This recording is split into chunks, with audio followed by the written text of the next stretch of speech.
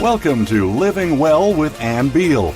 Our show is a health show, a lifestyle show, and an empowerment show rolled into one.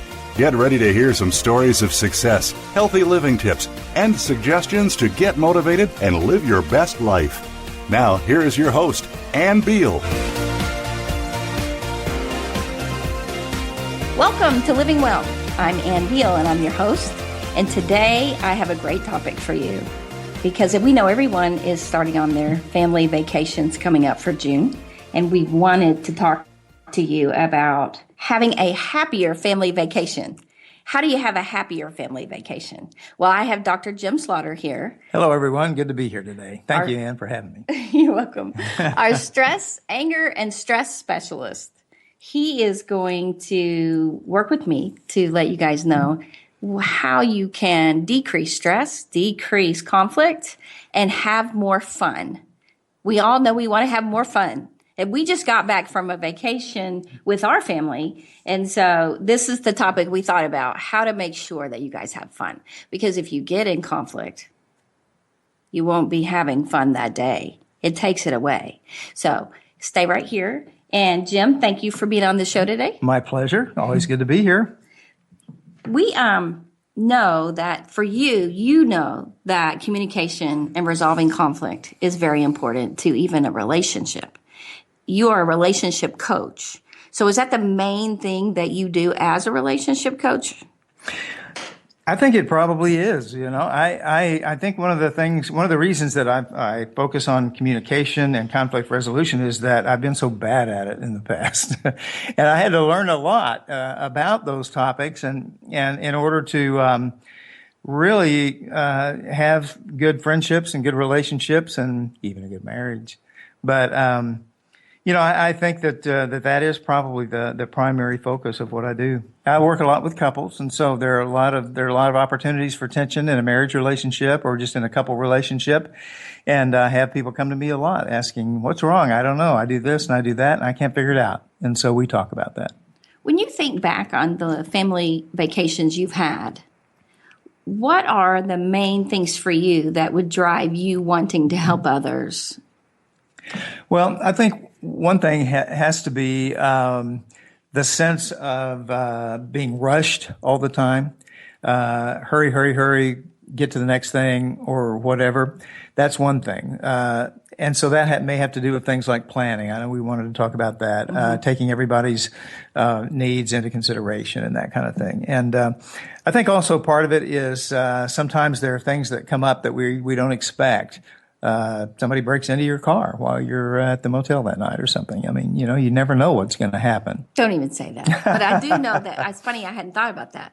All those little things that get thrown at you that cause stress, not just not communicating or setting, because you have different personalities in a family, especially just in a couple. And so they can misunderstand each other. So that's that kind of stress. But now you're also throwing out outside stress that can happen. Well, right. And something significant happened to us, while we were gone. I mean, we chose a hotel that was a really nice hotel because it offered different amenities that we really liked. Most of them had to do with working out and swimming, that kind of thing.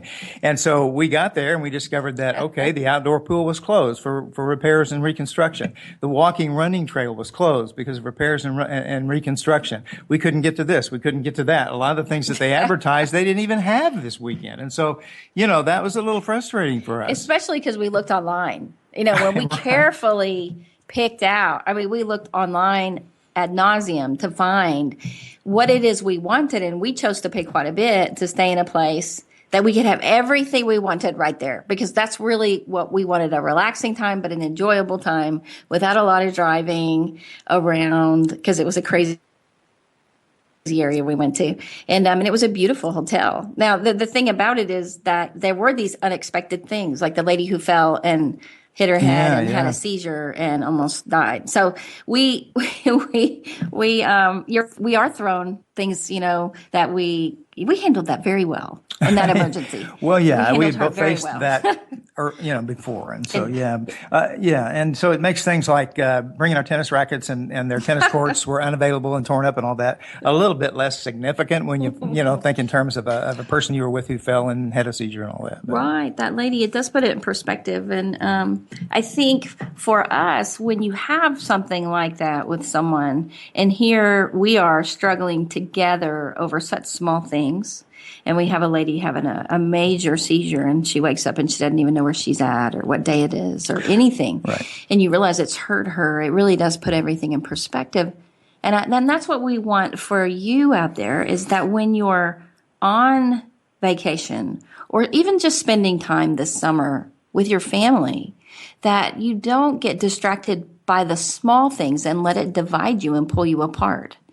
And realizing instead, and this is one of the things that I've written many articles on, conflict actually brings you closer. Conflict strengthens the bond that you have between each other. Mm-hmm. And if you can get through the conflict, it isn't the conflict itself, it's what you do to each other in the process of resolving that conflict that decides whether it's hurt you, harmed a relationship, or it's actually helped you and strengthened the relationship.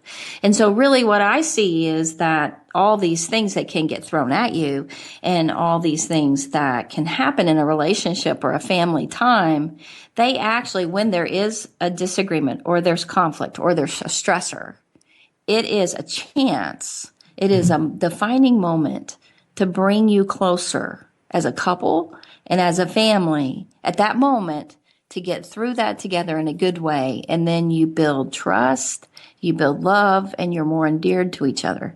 And I don't know if you've ever met anyone that never seems to have any troubles, never seems to have any problems. And people often see this like in a church environment. They always act like they have it together and everything seems fine. And it's very, very hard to relate to that person. It's very, very hard to ever get close to that person. And so what we want this holiday time, this summer, wonderful summer coming up, is for you guys now, with school almost out and finally getting time together, for it be a time to really strengthen and endear you as a family and as a couple and bring you closer. And all that anticipation you have of being together, that exciting time you imagine coming up, whatever it is you imagine, I guarantee you every single one of you is imagining something different.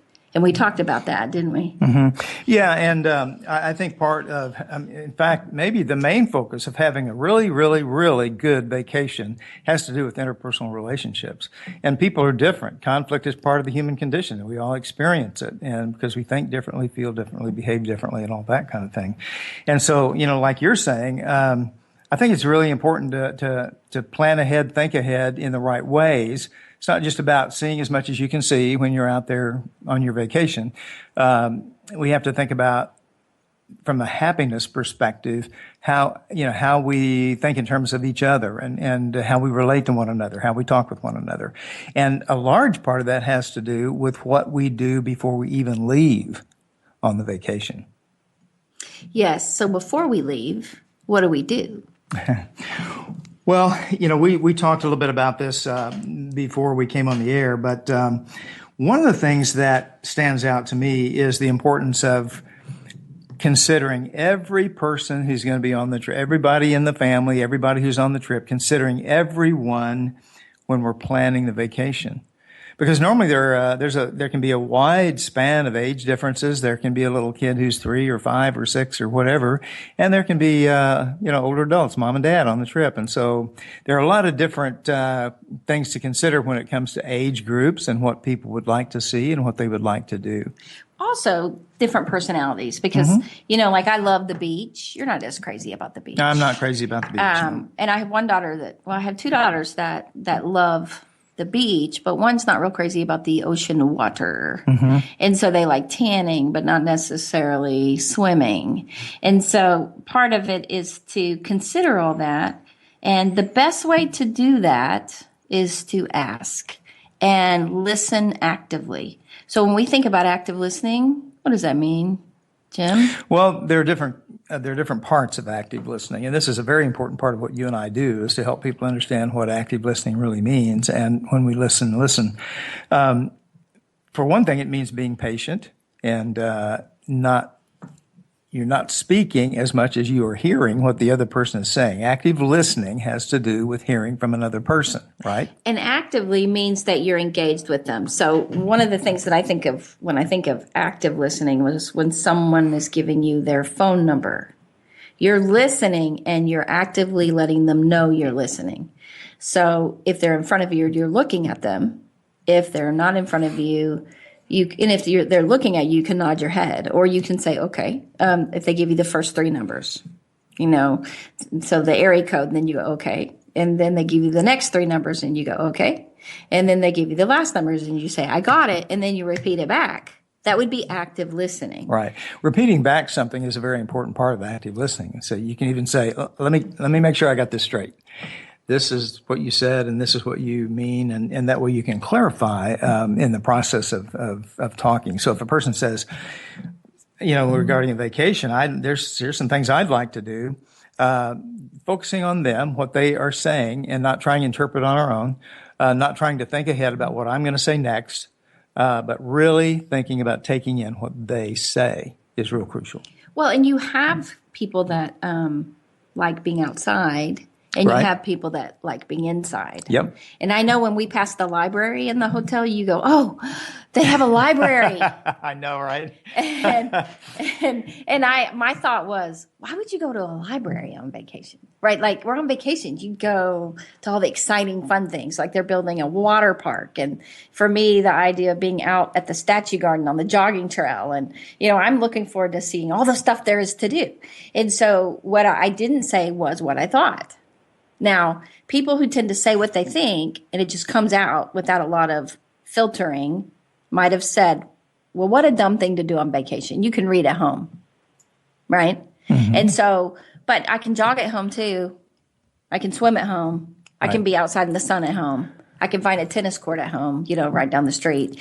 And so really it all has to do with preference, what you prefer. Yeah. Well, and we don't all have, but we should have a filter through which we kind of filter what we say. We don't always say what we think, right? Because we know that the outcome might not be good, or it might hurt the other person. Right. And so I know you're thinking, how much I love to read and how much I like to explore libraries and stuff like that. I like to run too, not as much as you. I like to play tennis. I like to play we played racquetball. I love that stuff, right? But the library thing is a part of what I like. I probably wouldn't have sat there, picked out a book, sat there and read. I would just like to see what they have there. Well, and I was very surprised. I know at bed and breakfasts they've had libraries. Yeah. And I never really, I don't know why it surprised me again when they had a library and you noticed that. Yeah. And my first thought was, why have a library? But there are people that like to just have some free time, kick back and get a nice book. Mm-hmm. And so a library, even just being in a library for them is very relaxing. And so when you think about your vacation and when I think about my vacation in my head beforehand, what I picture and what you picture are very different. Yeah, in many ways. They're often different in many ways. I think of, I might think of a great vacation in Texas. You think of a great vacation in Hawaii, yes, and so you think outside the box so much more than I do. I'm sort of and academics are often like this. We tend to be compartmentalized in what we think and what we do, and it's hard for us to get outside of that. But that's one of the things I love about you. You make me think outside of the box, and so outside of your box. Well, and I think that's important to realize that there is a box for every person in a way. Well, there is, yeah, sure. And so knowing what a person is imagining, because what they say, all the research shows that a person's endorphins, the chemical that makes them feel really, really good, it is at its highest level before the vacation, imagining the vacation, anticipating the vacation, and getting ready for the vacation. And that leads them, and that is much higher than it is ever on a vacation or after a vacation. Yeah. So it's the thinking about it. Right. And so getting in someone's head, depending on how many people are going to be with you when you go, or just getting in the head preparing for summer. What is everyone thinking about? How are they imagining this time? Right. And then, so since everyone is different, one of the main things that's important is to schedule free time and time away from each other so that everybody can have some time to do what they want. Free times. I know you didn't get that this weekend. You didn't get your free time to go to the library. We didn't have a lot of time, but I think that really making it, because of some of the catastrophes that happened. Yeah, we spent most of our time going from venue to venue because the other one was shut down, trying to think, okay, what can we do now, But you and I are really good about finding alternatives that we both like. Which is how we ended up playing racquetball. Yeah. Now, guys, right. see, this is the thing, because we haven't played racquetball in 20 years. Right? Or more. And so for us, we had so much fun playing racquetball. Mm-hmm. And we were planning on tennis because we like tennis. And so the tennis courts were terribly under construction when we saw them. And so they Almost said but the racquetball courts are open. Yeah. And so being flexible is so important. And that's something neither you nor I planned, foresaw, or anything like that. You know? Right. And so but also we met some great people. And so having some free time, I think one of the coolest things is we didn't have a schedule. And, we had some things in our mind, but we had a lot of free time scheduled. So we could be flexible when things didn't go the way we planned, or when we met people. I think that's something most people don't plan on in a vacation. We've discovered that you must plan for extra time. You got to plan some chunks of time when you don't plan for anything to give yourself an opportunity to do the things you hadn't planned on wanting to do, right? Yeah, because we hiked the Trinity Trail looking for the Katy Trail, right? And so we met people from Germany and California, and it ended up. In fact, they said it was like a divine meeting, because we started talking to them, and then we walked the trail with them, and we made friends with them, and we learned so much. And one of them has a really good friend, a very important friend out there that's a relationship coach, one of the biggest in the world. And they're like, we're going to have to you're going to have to connect you together. And so it was just a really interesting time. And we enjoyed that. And they're like, do you have to be somewhere? And we're like, no, we have the whole day. Well, not exactly. Right. And there are always serendipitous things that come along, that you don't plan. And you were one of the things that has hurt you the most in the past, I think you've told me about this over and over again, is about the Grand Canyon thing. Oh, yeah. Okay. I probably told that story a bunch, haven't I? Mm-hmm. I was with people, and we were driving from California to Texas, and we passed the entrance to the Grand Canyon. And I was like, oh, no, I've never been to the Grand Canyon. And they said, well, we'll do it next time. Right. And I was like, oh, okay. Have I ever driven that way again? No, never. And then I was in Kentucky, back in the backwoods, and we were lost. We finally got where we were going, and we came across a sign that said Lincoln's Childhood Home. And I was like, oh, that would be so cool. We should stop and see that. And the person in the car said, we'll do that next time. And all of us went, okay. And I'm thinking, when in the world will I ever be back here in the Kentucky woods lost? Never. And so I was kidding around about that, but I actually haven't. And so it's something to, they didn't take me seriously, because if I would, have extra time. And that's the thing, if we had blocked extra time, and it is a long way driving from California to Texas. Okay. It's a really long way. And so it was exhausting, but I would plan so that we could stop. If someone, if there's something like that, someone wants to see. That's the best way to do it. It is the best way. Yeah. It is the best way. And really a wonderful time. And so it's so good to set time so that you do. That's part of considering everyone. That's part of listening and truly listening and taking them seriously. And if there's a reason you can't, let them know you heard it. And then, talk about what would be, so that they feel like they've been considered. Yeah. When you plan, you want to hear from everybody. You want to hear from everybody. Yep. Okay. So we're going to take a break right now. And then when we get back, we're going to go through some more tips so that you can have a wonderful summer together, have a happier time as a family on your vacation or on your summer vacation. So stay right here. We'll be right back.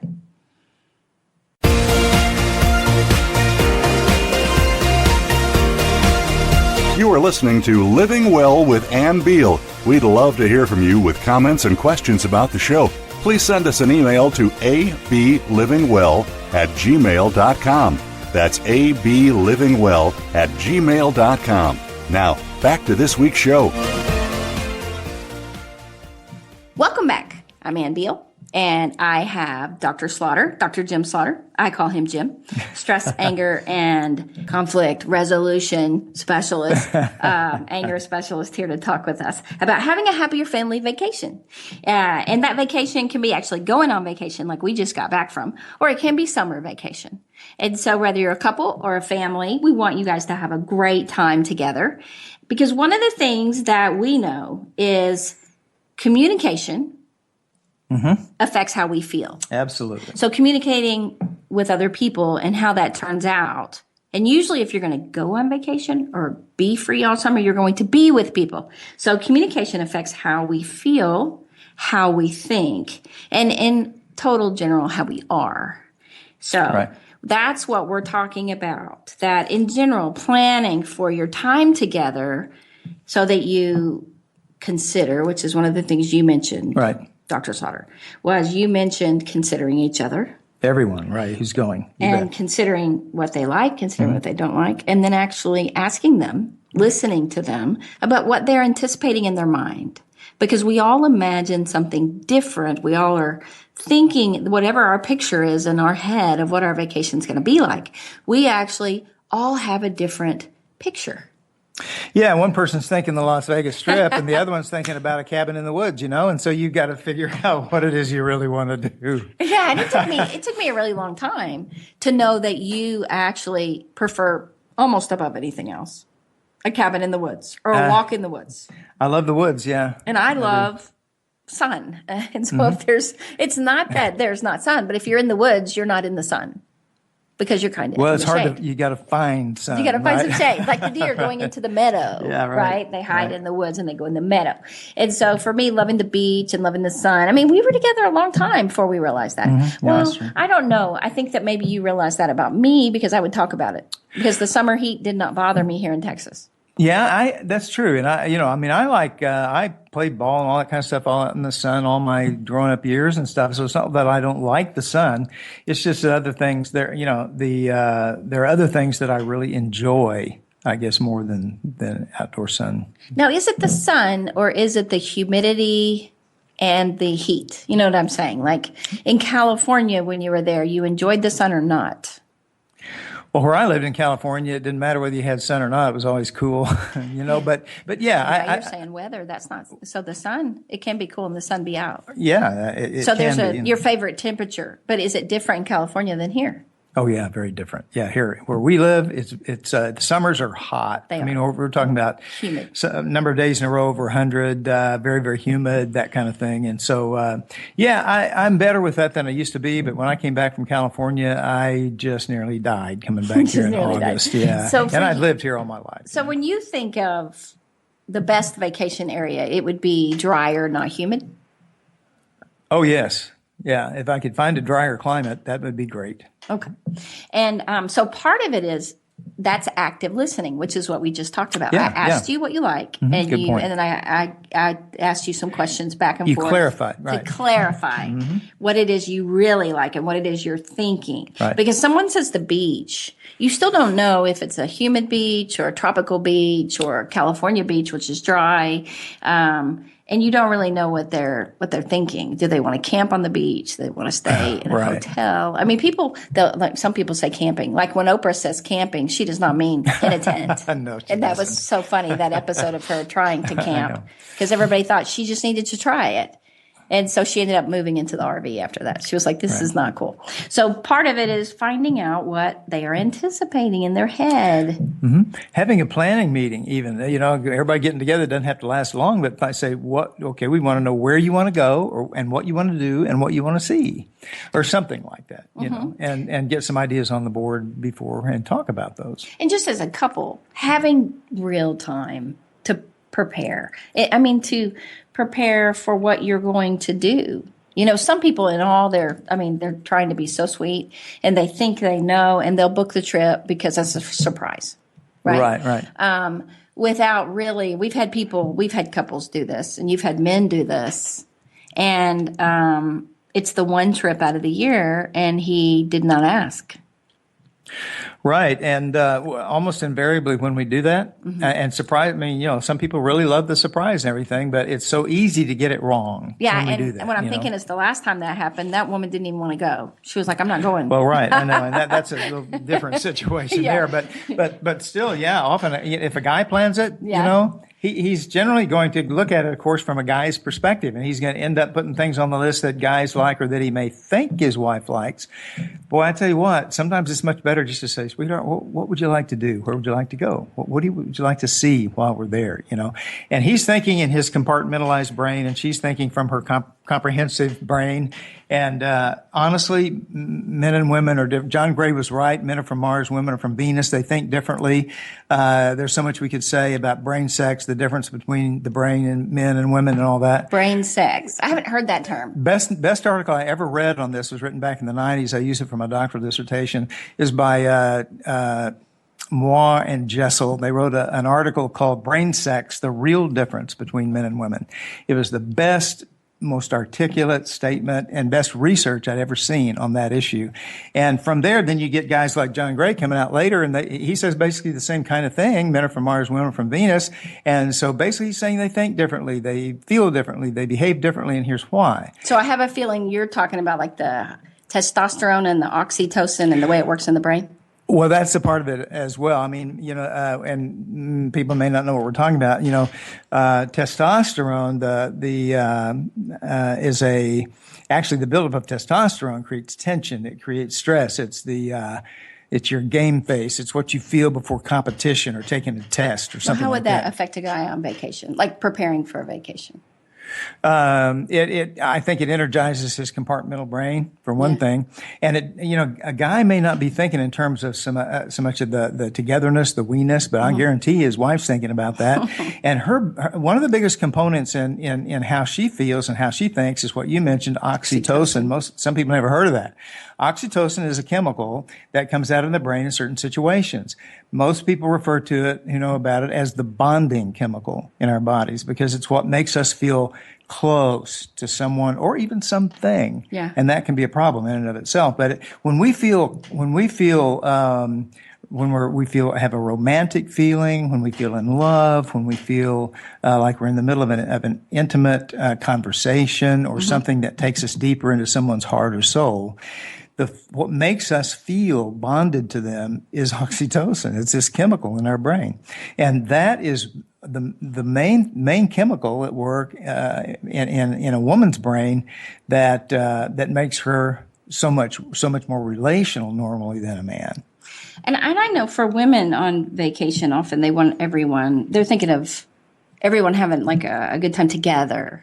Instead of, and that can be a mistake in that, yes, everyone can have a good time together, but there's also times when everyone wants something different and they're having some good time apart, even for the man to have some time apart, for her to have some time apart, having some downtime. And I know for the go, and it can depend on the person. I went on a trip around Europe with some people and I was worn out. I saw so many castles. They all started looking alike. Right. And, but when I went back, because I remember finally just taking a break in Paris and going to a French movie.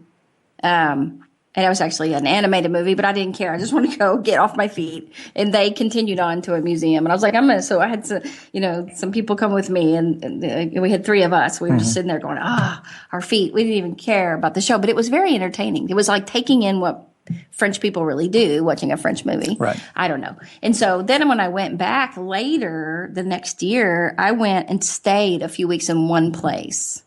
And that was me. Just really enjoying getting to know people and seeing that one area. And so, I had a very enlightening time that was more enjoyable and just wonderful for me than any trip I've ever been on. Because I truly, instead of doing a whirlwind vacation, I got to just really have good downtime and bike and see sheep and horses and things and windmills and yet still, they took me around and really realizing what I enjoy. And those were two extreme differences for me on what is too much and what is, the best. And so I think part of that is realizing everyone is different in your group, whether it be two of you or four of you or three of you. And so in order for it to be, when you plan it out, a lot of people don't take a lot of time into planning. No, I mean, they there don't. are those planners and there may just be one in the family, but really if you can, really talk about it and have some time. Now, what if they've already planned it and they're going to leave as soon as school's out coming up? So they've already planned it and they're heading out. Well, I mean, we you and I hadn't talked about that particularly, but it's okay to have a plan. I mean, it's really good to have a plan, even if you formulated the plan earlier. I would think you'd have to review the plan, see if any game plans change. I don't know, see if there have any changes made. Yeah, be flexible. One of the things to be flexible. Now, one of the things that we have learned over time, it's good to overpack, not underpack. And I packed too quickly for our vacation because I did not have a lot of time. You packed very well. And so you had something for everything and I was short, right? And that can cause stress. Now it did stress me some, right? A little bit. And so overpacking's good, to make space for that instead of saying everybody gets one suitcase, which the airlines can do that, but it does, but you can have a bigger suitcase. Right. And the thing is, that has to do with personality too sometimes, I mean, I would rather be overpacked and have what I want to wear no matter what the occasion. And we knew we were going to go to, we had planned to go to a place where we'd have to wear more formal clothing, right? Yeah. And so you have to take certain things like that. But I heard a maxim one time that I think may be more true than not, okay? And the guy said, that you need to take all the clothes that you plan to take, lay them out on the bed, take all the money that you plan to take, lay it out on the bed, and then you cut your clothing in half and double your money. And then you'll be okay on the trip. Okay. Well, and I do think that some of that's true. The more you plan and prepare, the better you can pack and take what you need. Right. For me, I had an emergency right before while we were packing. So Right, I was very unprepared. And that can make it stressful. But I do think that if you have a personality type that just can't choose, and those are usually doubters who have trouble making a decision, they'll have trouble picking, right? So they'll have like 3 shirts for one event. Right. Like, I don't know I which one. I don't know. What if I don't? What if I change my mind? What if the weather's That different? would be me. Yeah. No, really? That's interesting. Kind of. Okay. And so just realizing that there's going to be one person that it's going to probably need more than the other people. And so that's when you have to say, not 5. Okay, you can have 2, but not 5. Okay. Well, I mean, there's some things that you really do kind of need to plan on. I think your footwear can be important. I mean, if you're going to be athletic, then you have to make sure you have the right shoes. If you're going to go formal, you have to have the right shoes. You probably want to take a couple of casual sorts of shoes. And so, I mean, you have to kind of think through what you're going to take. And you didn't have a lot of time to do that. No, I this didn't. time, It was terrible. So, yeah. But still survived. I mean, that's the cool thing. And just staying not stressed. And I think the best thing is if you've already made your plans, okay, is to just consider being more flexible. Mm-hmm. Consider listening when people are with you about the trip, because there are those pleasers in the group that won't push for what they want. Like for me, when they said, we'll just do that next time, I said, okay. Yeah. Both times I said that. And yet it really did affect me that I was very disappointed. They had their agenda that they had us on, and yet I would have enjoyed just getting to stop to see some things. So I think that they should have taken you to see the Grand Canyon. That is one of the most have. magnificent pieces of so. artwork in the whole world. And that's why you should see that. I think of some of the things I want to do now that if I ever hit on my bucket list. I don't even like the name of that, so I just don't even do that. But because I still think I have like 50 years, right? So for me, there are things I want to do, and those are on my list. Some things I really want to do. You can go in the state parks and stuff like that. So I think that you have to be careful to not, if you don't listen carefully, that somebody will say it and they do mean it, but they won't push it because they're not a pushy person. Mm-hmm. And they want you to be happy, and they will neglect themselves to make you happy. But as we've talked about many times in other shows, is that if they are neglected, they will build up resentment and bitterness. They don't mean to, but that resentment and bitterness will build up, and they become numb to you, and it distances you in the relationship, and it distances you on the vacation. Right. So it'll harm the relationship.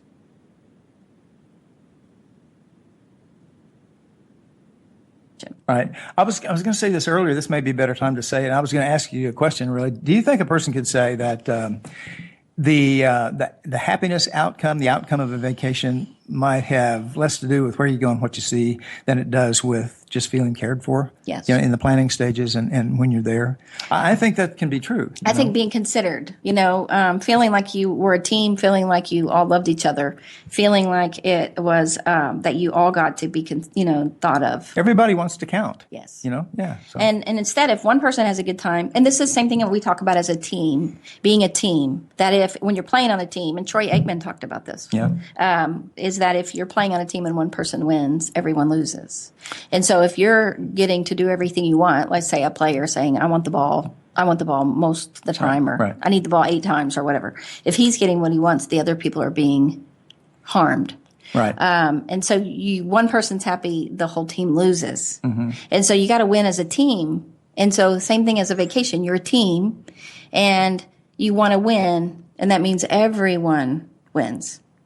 Yeah, I think that's, in fact, that's an overarching principle, I guess, as we've talked about it, for vacations is being a team in the planning stage and the carrying out stage. Something else that just occurred to me is, okay, we're going to have to go I know to we break. need to take a break. She's pointing to the so clock come right here. back to that. Come right back to that. And I think just stopping with right here, and this, guys, remember, being a team. You win as a team and you lose as a team. One person doesn't win. If one person wins, the whole team loses. Okay. And so we'll just go to break now. Stay right here. We'll be right back with more tips to have a happier summer, a happier vacation, a happier family time.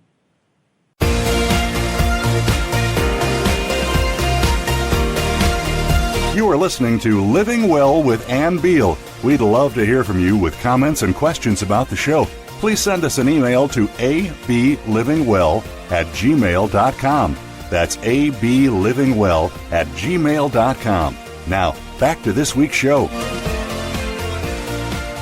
Welcome back. We were just talking about how to be a team, how to make sure as a team, because as a family, you either win or you lose as a team, not individuals. So if you apply that to vacations, and if you apply that to having a happier vacation together, one of the things that you had just said, Jim, was that do I believe that you have a better time, rather no matter where you go, if you were all considered and felt loved and worked together. Yeah, and the way that happens, I think, you had Troy on that time, and he was talking about how important it was for the Cowboys to be a team, and no one person should be the star and all that.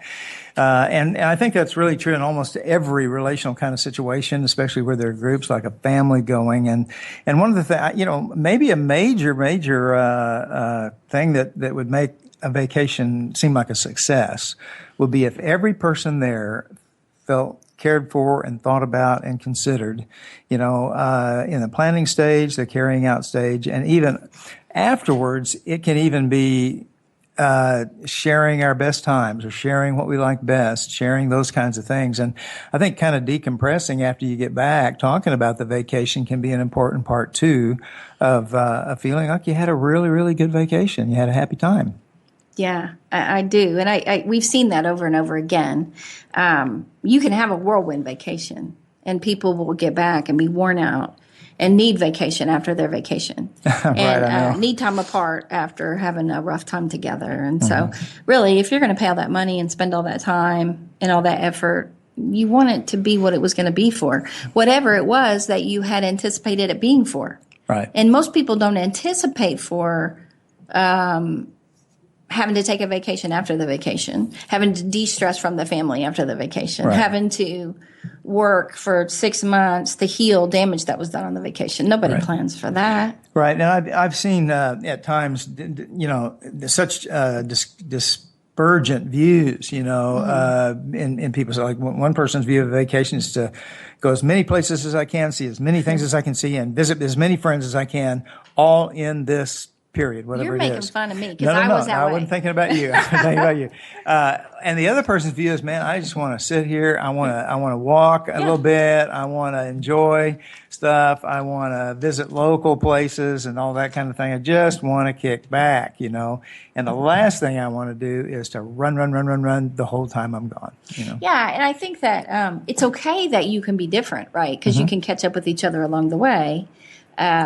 And, if instead of forcing someone to do it your way, being able to enjoy each other in different ways and have a time when you're enjoying. And we do have couples that sometimes, because they can't have a good time together or they don't like the same things, they anticipate differences, that they take some vacations apart.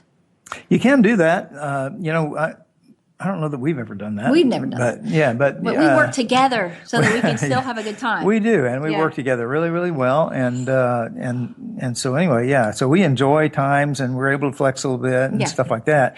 But you could do this, and I know sometimes guys take hunting trips or ski trips or something with their friends, their guy friends, and women will do those kinds of things too. And there's nothing wrong with that, as long as you come back together and you make sure that you have quality time together, in a vacation kind of experience. Because like anyone, if your family doesn't spend good time together, then they'll grow apart. Just like if you move away from a friend and you don't talk to them or make time for them, you lose your friend. It's just the way it is. They become an acquaintance. And so people know that. They do a lot more now where they just don't. You could live 30 minutes from somebody and never see them. Right. And so with any relationship, you have to feed it. You have to nurture it. You have to have fun time together, good time together. And we try to encourage that with our couples. And with families, I know a girl, she just spent 5 hours with her dad yesterday. And she hasn't gotten hardly any time with him in years. And so when she does, it's a real snippet. It's a real short. And having 5 hours, I noticed she was saying things completely different than I've heard her say. Just good things that she's thinking, that she's going to do, going to lose weight, all that, whatever. I'm always thinking, how strange getting 5 hours with her dad, the difference in her. Whereas 5 hours with anyone else doesn't do that for her. Right. Well, and sometimes even thinking, oh my gosh, how could I spend 5 hours with one person? What would we do? Just sit and talk? What is it? How would we do that? Or something? Well, and I think if you think of it that way, right? But if I know one of the things, you and I enjoy time together. Right. So when if you just talk about what it is you want to do during that time, which I think they did. I think they talked about what they wanted to do. So they planned that time. I don't think they planned that much time, but they left free time. So they ended up being able, because they were having a good time, to stay together. Like when we were hiking the trail, the other people had to get back, and we're like, well, we don't. This looks cool. We'll just keep doing this because we're having a great time. Right. And so I do think that when you spend time with someone in relationship, that you're in relationship with, quality time, meaning it's good for both of you. Right. It only enhances everything. Yeah. Good point. I was thinking too that clarifying expectations can be a really important thing, and we've talked a little bit about that or around that. But just asking the question, what would everybody like to see or do, or what have we done? What have we not done? Say you've got 2 days left. What have we not done that you'd like to do before we left? And it can be tough. The more people that are going, the tougher it is, right? It's like even just trying to choose a restaurant, right, with that many people. But I do think that being able to consider, meaning listen. If they feel listened to and they feel considered, and it's something on their list of things they might want to do. It might not be their top one, but it's on their list. You guys can all work it together. And I think being a coach, as far as if you're planning it and you're the one in charge, kind of, that a coach actually considers everyone. And when everyone's considered and they feel considered and truly considered, not just asked and then do something else. Because you know those people. What do you want to do? Okay, we're not going to do that. Everyone feels better. And I know that when you do that, it strengthens the bond, And that's part of the when you're communicating. And when you communicate, it means you talk and they listen, and then they talk and you listen. And when you're out and about, busy, that can be harder because you get caught up.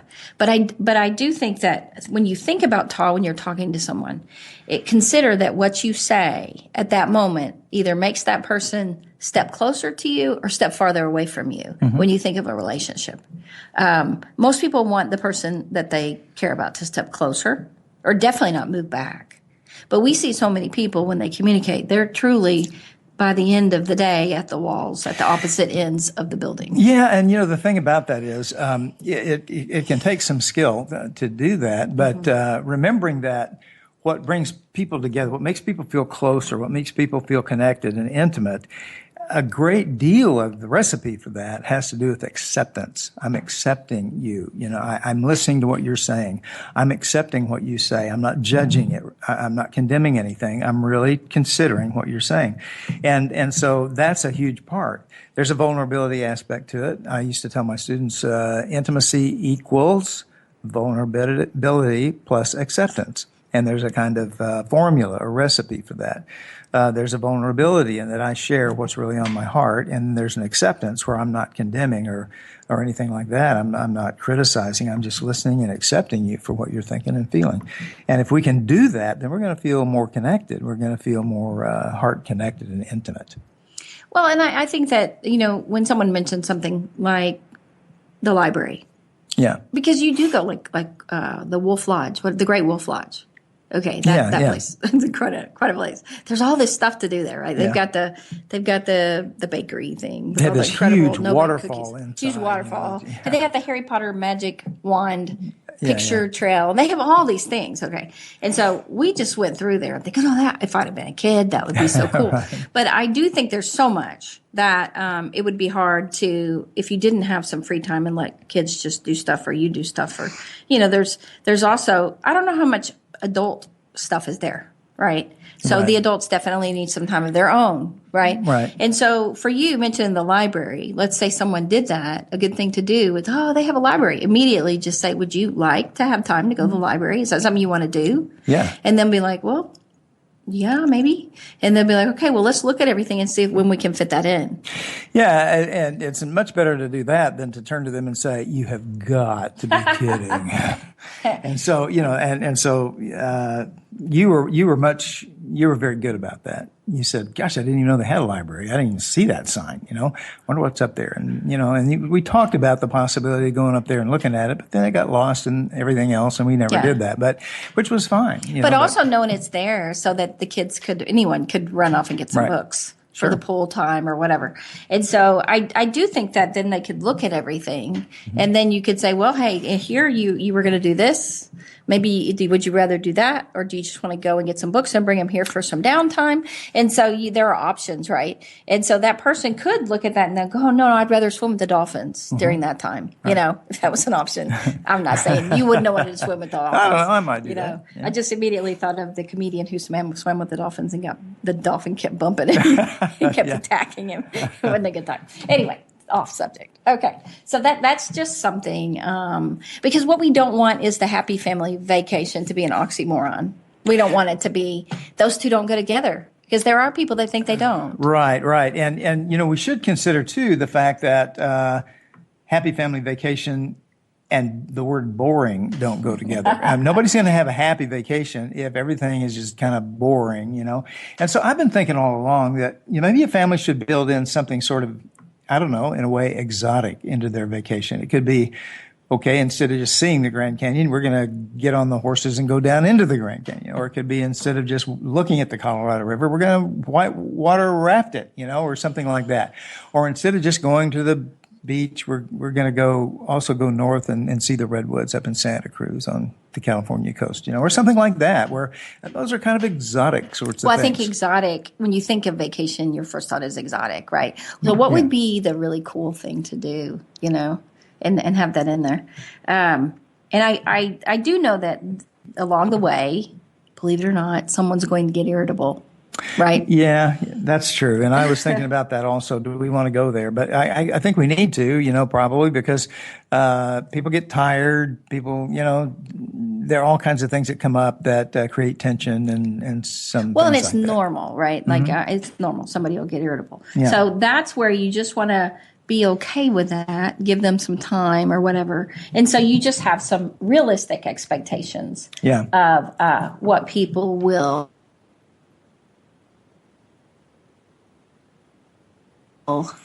happen to them and what to do. And if someone gets irritable, it just means either they're hungry, they're sleepy, they had too much sugar. I mean, right. Their chemistry at that moment is not doing well. So one of the things that we find when the irritability immediately have some downtime for them away where they can just be by themselves.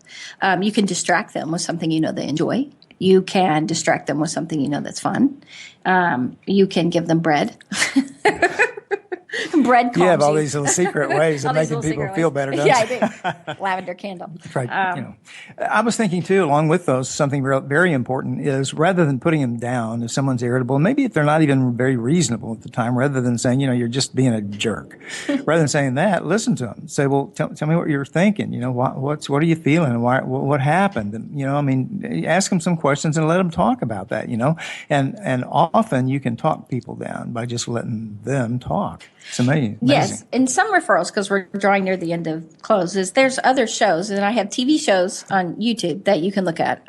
There's stress management that I had. So if there's a lot of stress, lots of tools for you to know what to do in different kinds of situations with relationships. We also have a show right before Thanksgiving we did last year that talks about making a good family time. Yeah. And so there are other things that you can get, you can even just Google it, how to have a good family vacation, or 5 steps to a great family vacation. Right. Anything like that, or having a good time together, a relationship. Because one of the things that we know, how you feel, again, defines kind of how you are. And if you say something on a trip and someone demeans it, or is condescending, or avoids talking about it. People avoid conflict in lots of different ways. They throw it back at you. They totally avoid it. There's all these things. So at that point, you are upset. And so what happens is, by avoiding conflict, you're actually creating conflict.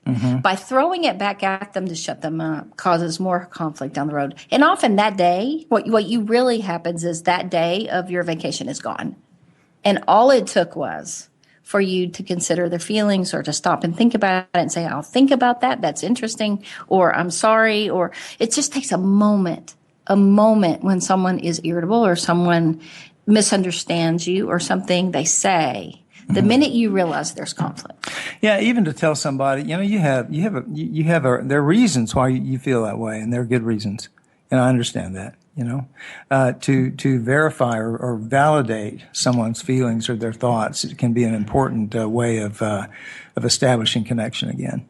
So don't avoid the conflict. Don't avoid it. Don't push back. Because if you avoid it, it just stays around. Yes, but it doesn't make it go away. It makes it worse. Right. It makes it bigger, and nobody wants a big conflict on vacation. So one of the best things you can remember is conflict brings you closer if you immediately deal with it in a good way, communicate, have a relationship, work through it, consider everyone when planning, leave plenty of extra time for doing things, communicate well, active listening when they're speaking, clarify expectations. Just don't push back at conflict, because one of the great things is that it does bring you closer. And what we want you to have is wonderful family memories, a collection of memories, not a list of all the fun things you've done in your life. Those memories as a family, having a great family vacation, a happier family time this summer and on the trip. Yeah, we hope these tips can help everybody. We really wish you the best on your family vacations for the summer, and hope your summer is just the best one ever. And thanks for being on, Dr. Slaughter. We love you. Always glad to join you, and thank you. And thanks for listening to Living Well. Take care and live well.